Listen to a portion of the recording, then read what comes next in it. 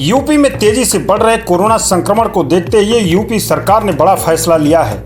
योगी आदित्यनाथ ने बड़ा ऐलान किया है। यूपी में अब 2 नहीं 3 दिन तक का फुल लॉकडाउन रहेगा। शुक्रवार रात्रि से मंगलवार सुबह तक लॉकडाउन की सख्ती जारी रहेगी। उत्तर प्रदेश में कोरोना के बेकाबू हालात को लेकर इलाहाबाद हाईकोर्ट ने बुधवार को प्रदेश की योगी आदित्यनाथ सरकार को कोर्ट ने हाथ जोड़कर एक बार यूपी सरकार को 14 दिन के लिए बड़े शहरों में पूर्ण लॉकडाउन लगाने का सुझाव दिया था। बता दें कि इससे पहले भी इलाहाबाद हाईकोर्ट ने प्रदेश के 5 बड़े शहरों में पूर्ण लॉकडाउन लगाने का आदेश दिया था, जिसे सरकार ने मानने से इनकार कर दिया था। आपको बता दें कि उत्तर प्रदेश में कोरोना का कहर जारी है। राज्य में ऑक्सीजन की कमी है, बेड की किल्लत और जरूरी दवाओं के अभाव में बीते कई दिनों से कई मरीजों की जान चली गई। इन सभी तथ्यों को ध्यान में रखते हुए इलाहाबाद हाईकोर्ट ने कहा कि प्रदेश में स्थिति नियंत्रण से बाहर चली गई है। डॉक्टरों की कमी है, ऑक्सीजन नहीं है, L1 L2 हॉस्पिटल नहीं है। कागजों पर तो सब कुछ अच्छा है, लेकिन जमीन पर सुविधाओं की भारी किल्लत है। यह बात किसी से छिपी नहीं है। कोरोना से जुड़े मामले की सुनवाई करते हुए जस्टिस सिद्धार्थ वर्मा ने आगे कहा कि हम योगी सरकार से हाथ जोड़कर आपके विवेक का इस्तेमाल करने का अनुरोध करते हैं।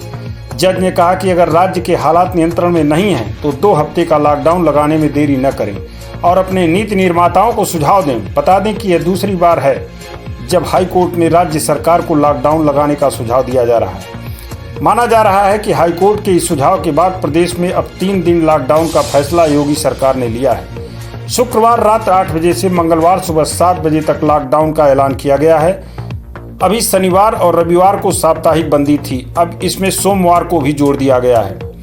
लखनऊ में टीम 11 के साथ वर्चुअल मीटिंग में सीएम योगी ने कहा कि प्रदेश में कोविड संक्रमण से स्वस्थ होने वालों की संख्या लगातार बढ़ती जा रही है।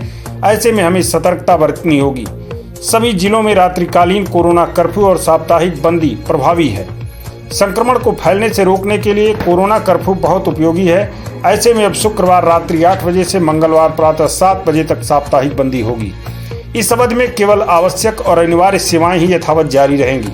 औद्योगिक गतिविधियां और वैक्सीनेशन कार्य साप्ताहिक बंदी भी जारी रहेंगे। सीएम योगी ने कहा कि इस व्यवस्था को तत्काल प्रभाव से लागू किया गया है।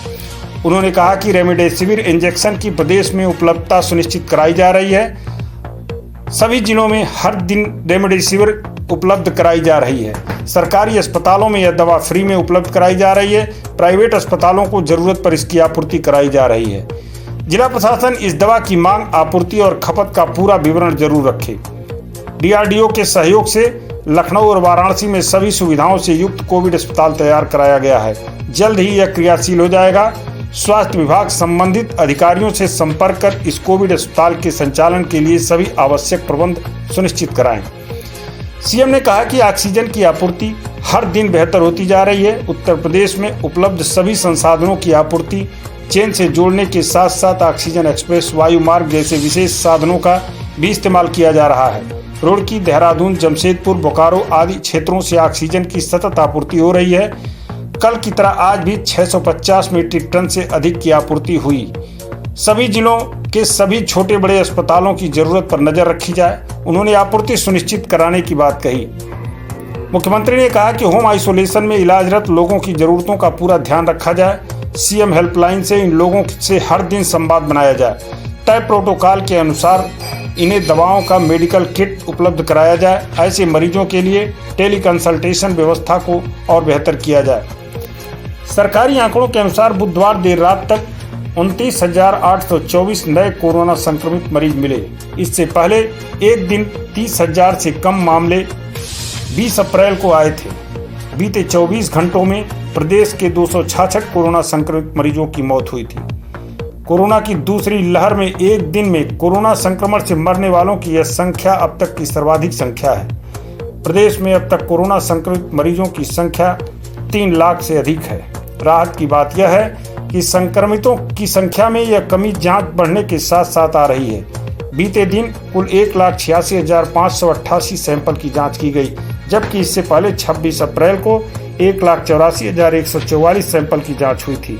अगर एक सप्ताह पहले यानी 21 अप्रैल को जारी हुए इन आंकड़ों पर गौर करें तो उस दिन प्रदेश में 33,214 कोरोना संक्रमित नए मरीज मिले थे और महज 14,198 स्वस्थ हुए थे। उस दिन प्रदेश में 187 लोग कोरोना संक्रमण से मरे थे। यानी एक सप्ताह में राज्य में जहां एक और 24 घंटों में मिलने वाले नए कोरोना मरीजों की संख्या में करीब 4000 की गिरावट आई है, तो स्वस्थ होने वालों की तादाद दोगुने से भी ज्यादा हो गई।